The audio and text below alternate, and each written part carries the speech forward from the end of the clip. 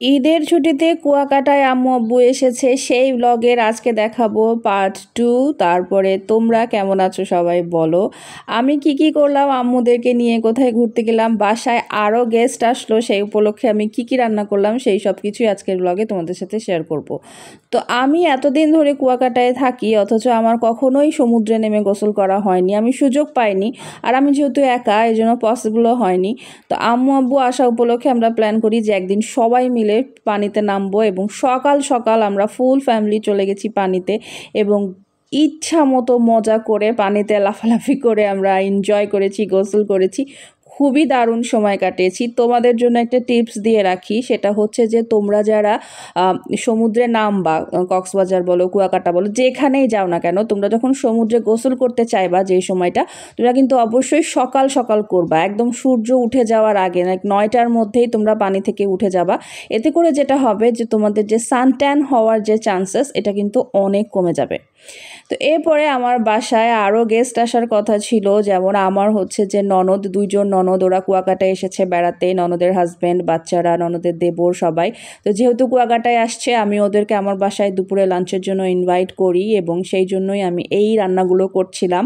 বাসায় তো আম্মু আব্বু ভাই আমরা তো ছিলামই, এবং আরও আমার ননদেরা সবাই আসছে। তো আমরা অনেকজন মিলে একসাথে অনেক মজা করেছি, অনেক ভালো সময় কাটিয়েছি। তো আমি ওই জন্যই মূলত এই রান্নাগুলো করেছিলাম, পোলাও, তারপরে বিফ রোস্ট, ডিমের কোরমা, এইসব রান্নাবান্না শেষ করে পরে আমরা একদিন সন্ধ্যাবেলাতে বের হয়ে গিয়েছিলাম, আমরা ফিশ মার্কেটে গেছি। আর ফিশ মার্কেট খুবই হ্যাপেনিং একটা প্লেস, আমার তো খুবই পছন্দের জায়গা, তোমরা সবাই জানোই, তোমাদেরকে আমি এর আগেও দেখিয়েছি। কিন্তু এই দিন আমি গিয়েছিলাম আমার আম্মু আব্বুদেরকে নিয়ে, এবং সবাই মিলে ফিশ মার্কেটে যেয়ে আমরা ওখানে একটা টুনা বারবিকিউ নিয়েছিলাম, আর নিয়েছিলাম ক্র্যাব ফ্রাই, আর হচ্ছে যে লবস্টার। ক্র্যাবটা শুধু আমার জন্যই, ওরা ক্র্যাব খায় না, লবস্টার আমার ভাইয়ের জন্য, আর টুনা বারবিকিউ আমরা সবাই মিলে নিয়েছিলাম। সাথে ছিল রুটি। এটা কিন্তু খুবই মজা লাগে খেতে। তো তোমরা যারা বিচ এরিয়াতে আসবা, টুনা বারবিকিউটা মিস করবা না।